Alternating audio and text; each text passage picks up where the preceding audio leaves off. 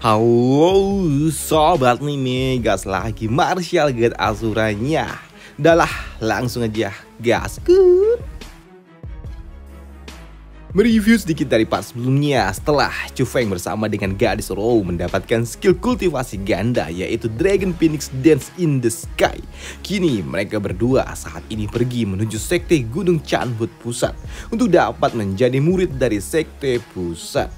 Dan setibanya di wilayah sekte Chanhut Pusat, kini kita langsung bertemu dengan murid-murid berbakat perwakilan dari setiap cabang, yaitu Wang Yan dari Chanhut Timur, Jian Ho dari cabang barat, dan juga Huang Juan yang berasal dari cabang timur.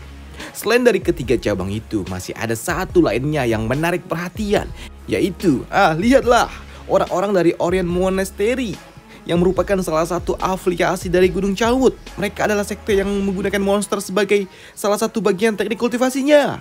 Namun dari segitu banyak yang datang, ada salah satu bocah yang menarik perhatian, yaitu si kampret Yuan King. Ia menjadi perhatian karena ia dianggap sebagai orang yang telah memicu jarum suci bercahaya tempo hari. Padahal ya tidak. Waduh. Tak lama setelahnya, kini muncullah burung-burung yang disertai dengan kapal induk di belakangnya. Dan ternyata yang datang itu adalah rombongan sekte Chanhut Selatan bersamaan dengan sekte Ascension. Dan yang mereka semua perhatikan, bintang utamanya adalah gadis Rou. Lihat siapa dia. Aku belum pernah mendengar kalau sekte Ascension memiliki putri yang disembunyikan. Namun melihat gadis Rou yang memang sedikit duhai di bagian bobanya, waduh. Di sini kampret Yuan King, ia pun tertarik. Siapakah nama wanita itu? Hei, apakah kau tertarik dengannya, Yuan King?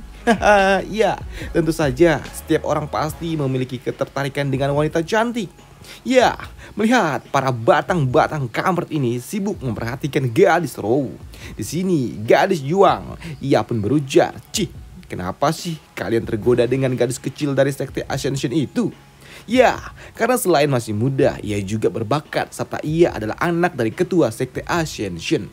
Dan jelas ia memiliki kemampuan bertarung yang sangat luar biasa, ujar si kampret ini. Dan si kampret ini ia pun percaya diri dengan kemampuannya dan ia berujar, senior, kalau kalian tertarik dengannya, kita bisa bersaing dengan adil. Tapi ya pada akhirnya tetap saja akulah yang akan memenangkannya. Ujar si kampret ini. Gadis itu akan menjadi milikmu kah? Mari kita lihat.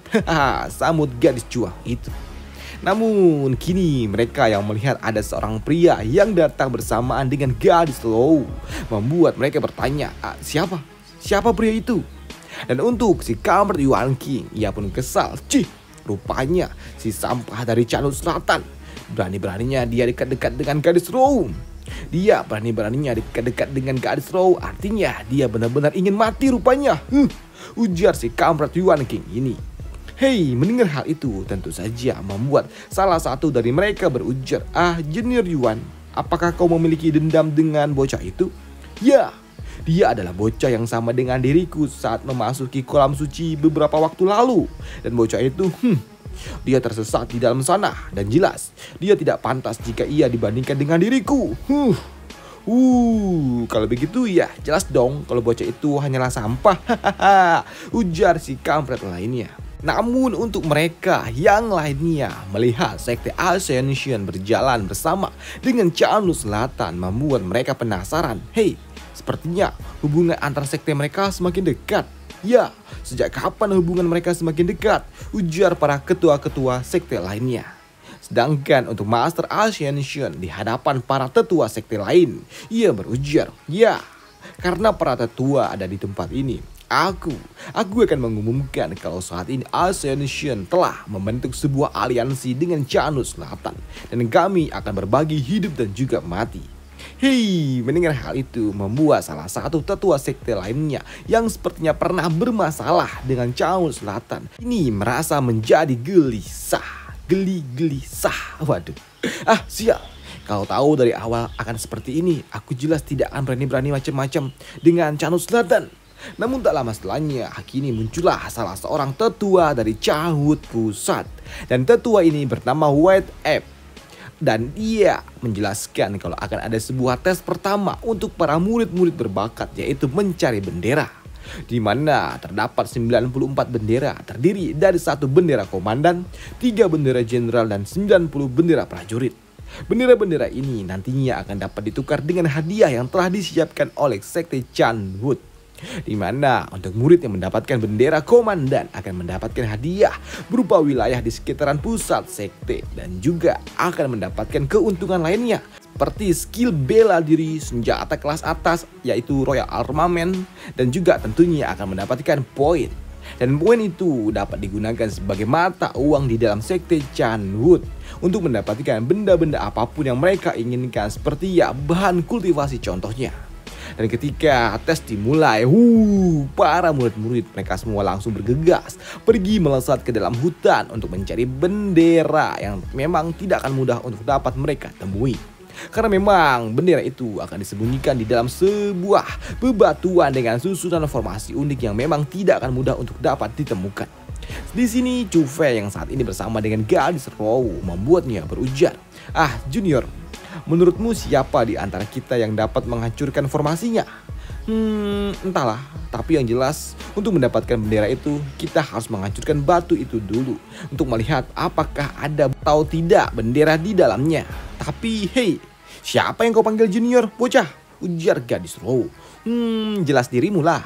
Aku menganggap orang itu senior berdasarkan usia. Dan karena ya aku lebih tua daripada dirimu, maka ya aku akan memanggilmu junior. Dan menurutmu siapa di antara kita yang akan mendapatkan bendera komandan, Tanya dari Chu Feng.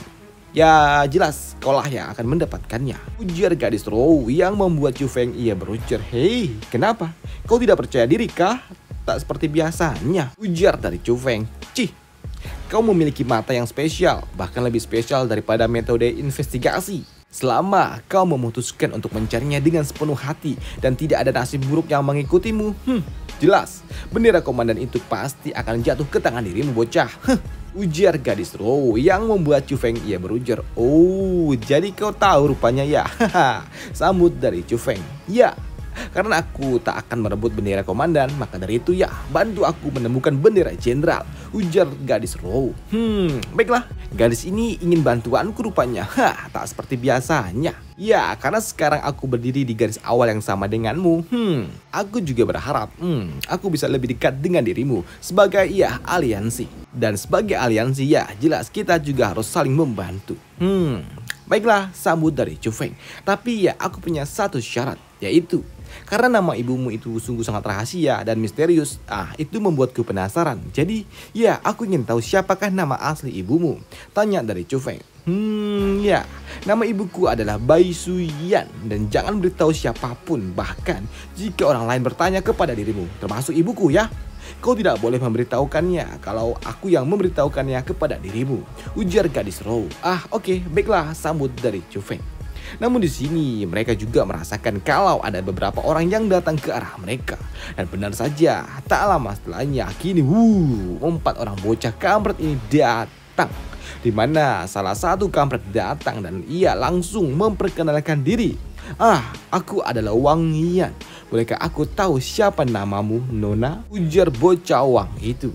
Tapi ia pun langsung dipatahkan oleh rekannya sendiri yang ingin berkenalan juga. Dan pada akhirnya lah kedua bocah kampret ini malah saling gelut sendiri. Namun di sela-sela itu, di sela-sela dua kampret ini yang gelut, bacot. Di sini kampret lainnya yaitu Yuan King, ia pun muncul dengan berujar, maaf Junior Row, dua seniorku ini memang agak konyol. Aku sungguh berharap Nona Row tidak tersinggung. Dan alasan datangnya kami ke tempat ini, kami hanya ingin mengenal Anda lebih dekat karena kita semua akan menjadi murid dari Chanwood pusat ini, ujar bocah Yuan King yang sungguh sangat manis dari setiap kata-katanya untuk menikung dua seniornya itu. Namun walah, ia malah diabaikan oleh gadis Row. Bahkan di sini gadis Row ia berujar, ingat, jangan pernah bicara lagi kepada diriku. Aku tidak punya waktu untuk sampah-sampah seperti kalian. Ujar gadis Row yang membuat ketiga kampret ini langsung kena mental. Waduh. Dan hal yang sama pun diketawai oleh gadis lainnya. Dasar sampah. Kalian bertiga memang sampah. Dan untuk gadis Row, ia pun ingin pergi begitu saja bersama Chu Feng. Namun melihat ada Chu Feng di sini sikap seperti Yuan King, ia pun kesal. Chu Feng, menjauhlah kau dari Junior Row. Namun untuk Chu Feng, ia pun hanya berujar, Yuan King, rupanya kau masih hidup ya? Hei, mendengar hal itu tentu saja membuat bocah ini bingung. Hei, apa maksudmu? Ya, kalau aku jadi kau, aku akan menikmati hidupku sepenuhnya daripada membuat masalah. Membuat masalah di mana-mana dan menggoda wanita. Cih, ujar dari Chu Feng yang membuat bocah Yuan itu kesal. Hei, Chu Feng, apa maksudmu? Tidak. Kau akan segera tahu nanti, sambut dari Chu Feng. Ayo kita pergi Junior Row, ujar dari Chu Feng. Dan sebelum pergi di sini Chu Feng ia juga berujar, Hei, Yuan King, hargailah apa yang ada saat ini, karena hari-harimu yang menyenangkan tidak akan bertahan lama, ujar dari Chu Feng sebelum Chu Feng ia pun pergi meninggalkan tempat ini. Dan jelas apa yang dikatakan oleh Chu Feng membuatnya kesal. Chu Feng, apa kau ingin mati, ujar bocah Wang King sembali ia melepaskan energi bertarungnya. Namun tahu kalau mereka tidak mungkin bertarung di tempat ini, membuat dua rekannya yang lainnya mencoba untuk dapat menahan amarah dari bocah Yuan King. Kakak Yuan, kita masih punya kesempatan lain untuk mengurus Chu Feng begitu kita telah masuk ke dalam sekte Canut. Dan untuk saat ini ya kita harus fokus mencari bendera itu dulu. Sedangkan untuk gadis lainnya, ia berujar, ya menurutku Chu Feng, dia cukup hebat dan kusarankan ya agar kalian tidak memprovokasinya. Karena memang hal yang paling menakutkan adalah memprovokasi orang asing. Dan kini mereka semua pun berpisah dan meninggalkan bocah Yuan King doang. Sedangkan untuk Chu Feng sendiri di dalam perjalanan bersama gadis Row, mereka pun tahu kalau saat ini ada yang mengikuti mereka. Ya, aku tahu itu, bocah itu sungguh tidak tahu diri. Kau duluan saja melanjutkan pencarianmu dan bawalah benda ini bersamamu. Akan aku temui kau nanti, sambut dari Chu Feng. Namun sebelum berpisah, di sini gadis Row ia berujar, Chu Feng, jangan berlebihan. Lagi pula ya, kita saat ini ada di wilayah Canut Pusat, ujar gadis Row. Namun tak lama setelahnya, kini si Kamer Yuan ia pun datang. Ia pun yang melihat ada Chu Feng di tempat ini. Ia pun dapat melihat Chu Feng yang sedang pergi berlari. Hei, jangan kau pikir kau bisa kabur dari diriku. Namun bocah Yuan yang berlari mencoba mengejar Chu Feng. Ia pun kebingungan ketika tiba-tiba saja Chu Feng hilang dari pantauannya. Hei, kemana dia pergi? Dan tiba-tiba saja muncullah suatu susunan formasi aneh yang menutupi di antara mereka. Dan bocah Yuan ia pun sangat shock karena tiba-tiba saja muncullah serangan yang langsung menangkap dirinya. Dan yang melakukan itu adalah seorang pria aneh yang menggunakan sebuah topeng yang menangkap bocah Yuan dengan sebuah cambuk petir miliknya dan langsung membantinya. Sial, beraninya kau menyerangku? Apakah kau tahu siapa aku? Aku ini adalah murid dari Gunung Canut. Karena kau telah menyerang diriku, kau pikir ya Gunung Canut akan membiarkan kau begitu saja? Namun di sini sosok misterius itu ia pun bodoh amat dan terus menghajarnya sampai pingsan. Dan jelas yang melakukannya adalah Chu Feng. Setelah menghajarnya, di sini Chu Feng ia pun memasukkan bocah Yuan itu ke dalam sebuah kantong kresek. Waduh. Ya, setelah melakukan kejahilan yang seperti itu, di sini Chu Feng ia pun pergi membawa tubuh bocah Yuan itu. Dan di sini Chu Feng ia pun tanpa sengaja menemukan sebuah batu yang di dalamnya ada sebuah bendera. Hei, aku memang mencari sebuah bendera komandan dan aku tidak menyangka akan menemukannya di tempat ini. Tapi di sini Chu Feng yang tahu kalau ia akan membutuhkan waktu yang cukup lama untuk dapat memecahkan batu itu, membuatnya berujar, ya meskipun aku telah menemukan benda ini, tapi ya aku tidak dapat melakukannya sekarang. Maka dari itu ya di sini Chu Feng ia pun memutuskan untuk menyembunyikan batu itu menggunakan sebuah susunan formasi unik miliknya dulu. Sedangkan di sisi lain saat ini ada beberapa orang murid yang sedang berdiri di masing-masing batu yang ada di area hutan. Di mana dari salah seorang murid yang ada di tempat ini ternyata ada gadis Row. Dan tak lama setelahnya Chu Feng yang pun datang. Dan jelas kedatangan Chu Feng sempat menarik perhatian semua orang yang ada di tempat ini. Di mana? Chu Feng ia juga berujar, hei, apakah kau sedang dalam masalah? Namun di sini gadis Row yang melihat ke arah Chu Feng yang sedang membawa sesuatu membuatnya bertanya, hei Chu Feng, apa yang sedang kau bawa itu? Oh, ini bukan apa-apa, sambut dari Chu Feng. Ini cuma sampah. Di sini Chu Feng ia pun yang melihat gadis Rou yang sedang bengong di hadapan batu, membuatnya berujar, ada apa? Apakah kau tidak tahu harus diapakan batu ini? Ya, apa kau tidak lihat formasi yang ada di batu ini? Ini sungguh sangat rumit. Ya, di sini Chu Feng ia berujar, ya, tentu saja aku tahu. Formasi spesial spirit telah ditempatkan di 20 bebatuan itu. Tapi ya, apalagi formasi itu bisa membingungkan indera seseorang dan mustahil untuk dapat menebaknya secara akurat tentang keberadaan bendera itu.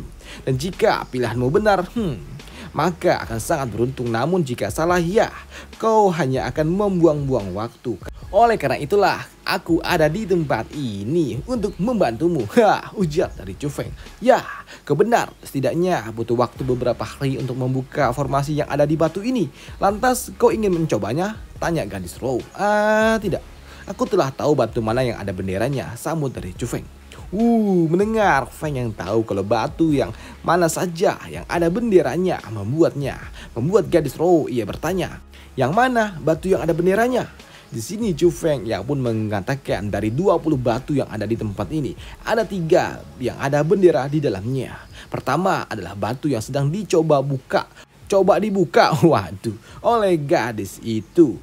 Ternyata gadis ini ia pun berusaha keras untuk dapat membuka susunan formasi yang membuat rekan-rekannya berujar, "Hey babe, kau terlalu terburu-buru, perhitunganmu itu mungkin saja bisa salah." Ya, hal itu pun dibenarkan oleh rekannya yang lainnya.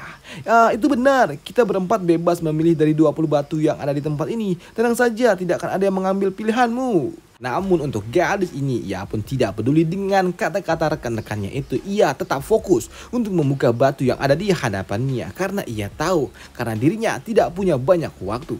Namun melihat gadis itu di sini, Chu Feng ia pun berujar kalau gadis juang itu, dia sepertinya cukup hebat. Dan itu membuat Rou ia bertanya, memangnya bendera apa yang ada di dalam batu gadis juang itu? Ya, di dalamnya ada bendera jenderal. Hanya saja ya, batu yang ia pilih memiliki formasi yang sangat sulit untuk dapat dibuka, sambut dari Chu Feng.